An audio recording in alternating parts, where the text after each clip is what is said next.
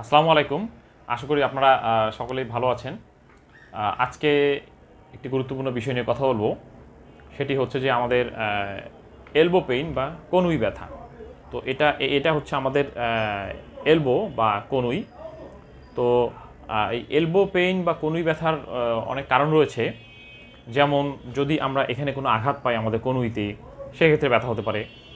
যদি আমাদের এখানে মাংসপেশির কোনো সমস্যা হয়, সেক্ষেত্রে ব্যথা হতে পারে। যদি আমাদের কনুইয়ের হাড়ের কোনো সমস্যা হয়, ব্যথা হতে পারে। আবার আমরা অনেক সময় বলি যে বার্সা হচ্ছে আসলে আমাদের এই কনুইতে আমাদের অনেক সময় পানির থলের মতো ফুলে ওঠে। এখানে পানির থলের মতো ফুলে উঠবে, তখন আমরা বলি যে এটা একটা বার্সাইটিস হয়েছে, তখন ব্যথা হতে পারে। আবার যদি নার্ভের পেইন বলি, আমাদের যদি ঘাড়ে কোনো সমস্যা হয় বা আমাদের এই আর্মে যদি কোনো সমস্যা, নার্ভে যদি কোনো আঘাত পায়, সেক্ষেত্রেও আমাদের কনুইতে ব্যথা হতে পারে। তো আজকে আমি আসলে এলবো পেইন বা কনুই ব্যথার অনেক কারণ রয়েছে। তো তার মধ্যে একটি খুবই কমন এবং দেখা যাচ্ছে যে আমাদের দেশের পুরুষ থেকে মহিলারা সবচেয়ে বেশি আক্রান্ত হয় এটাতে। এটার নাম হচ্ছে টেনিস এলবো। নামটা আমাদের খুবই পরিচিত, কারণ আমরা অনেকেই টেনিস খেলি বা টেনিস খেলা আমরা দেখি। তো এই টেনিস এলবো এটা একটা কন্ডিশন। এই টেনিস এলবো হলে আমাদের হাতে কি হয় বা এটা থেকে কি সমাধান, আমরা কীভাবে সমাধান পেতে পারি, সেটা আমি আপনাদের ডিটেলস জানাবো। আচ্ছা, প্রথমে আমি বলি যে তার আগে আমি বলি যে আমি আসলে আপনাদের যে মেডিকেলে যে বিভিন্ন ভাষাগুলোকে আমি খুব জটিল না করে খুব সহজ বাংলা ভাষায়, খাঁটি বাংলা ভাষায় আমি এটাকে বলি, যাতে সকলে বুঝতে পারেন জিনিসগুলো, যে হ্যাঁ আপনাদের কী সমস্যা হচ্ছে।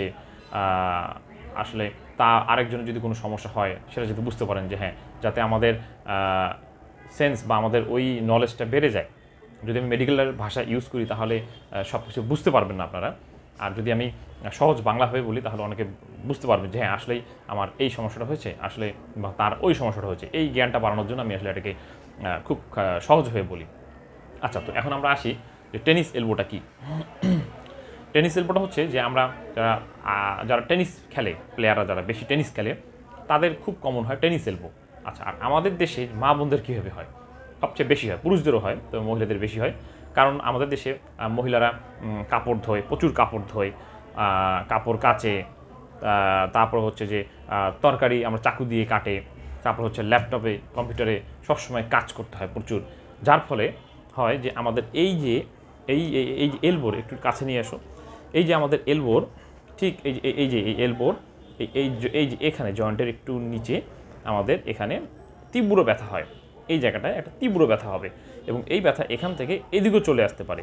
জাস্ট আমি আঙ্গুল দিয়ে যদি চাপ দিই, আমার এই কনুইয়ের এখানে তীব্র একটা ব্যথা হবে। আর আরেকটা জিনিস, আমরা যে শিওর হবো কী হয়েছে, হ্যাঁ রুগীর টেনিস এলবোই হয়েছে, এটার কোনো খুব বেশি ডায়াগনোসিস, কোনো ক্রাইটেরিয়া বলতে, যেমন এক্স-রে, এমআরআই বা অন্য কোনো ব্লাড টেস্ট এই ধরনের নাই টেনিস এলবোর জন্য। এটার জন্য বেসিক্যালি ফিজিক্যাল দুইটা কন্ডিশন আছে। একটা হচ্ছে যে আমরা এখানে রুগীর হাত দিলেই বুঝতে পারি, চাপ দিলেই রুগী একটা চিৎকার দিয়ে উঠবে, হ্যাঁ এখানে ব্যথা ব্যথা ব্যথা বা এদিকে বলবে ব্যথা। এটা। আর দ্বিতীয় জিনিস হচ্ছে খুব সহজ, এটা আপনারা বাসাতে দেখতে পারেন যে আপনাদের কোনোই ব্যথাটা আসলে টেনিস এলবো কি না।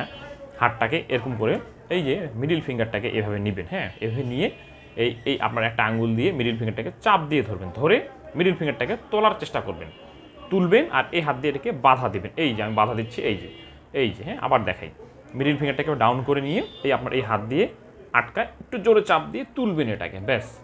এটা যখনই আপনি তুলতে যাবেন তখনই দেখবেন যে এখানে তীব্র ব্যথা হয়ে আপনি ফিল করবেন, তখনই বুঝবেন যে হ্যাঁ আপনি টেনিস এলবো সমস্যায় আক্রান্ত।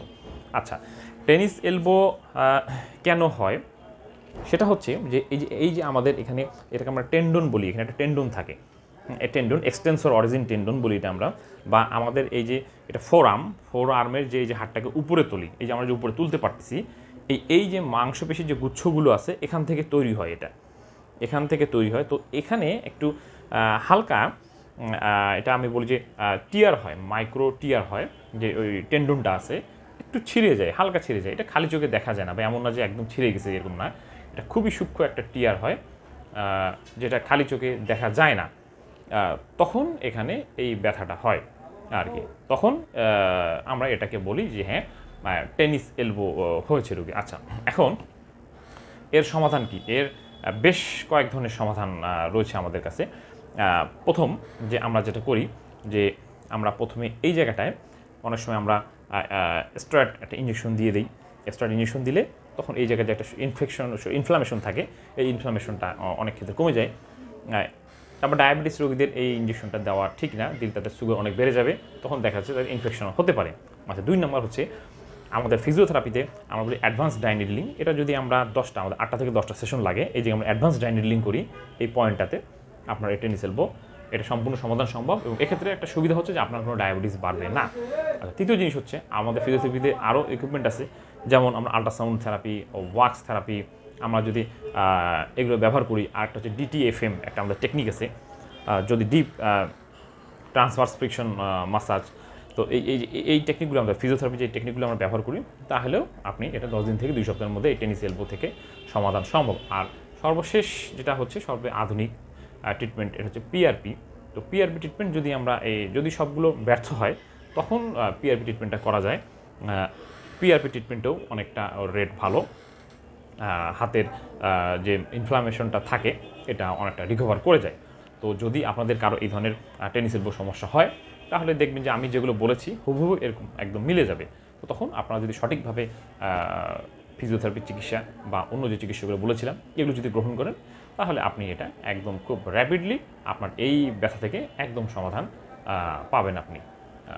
আর যদি আমাদের এই ভিডিওগুলো ভালো লাগে, যদি আপনি মনে করেন যে হ্যাঁ আপনার এই ভিডিওগুলো শুনে আপনার উপকার হচ্ছে, তাহলে অবশ্যই আমাদের এই ভিডিওগুলো শেয়ার করবেন এবং লাইক দিবেন। আর এই তীব্র দাবদাহে ভালো থাকবেন, প্রচুর পরিমাণে পানি খাবেন। ধন্যবাদ।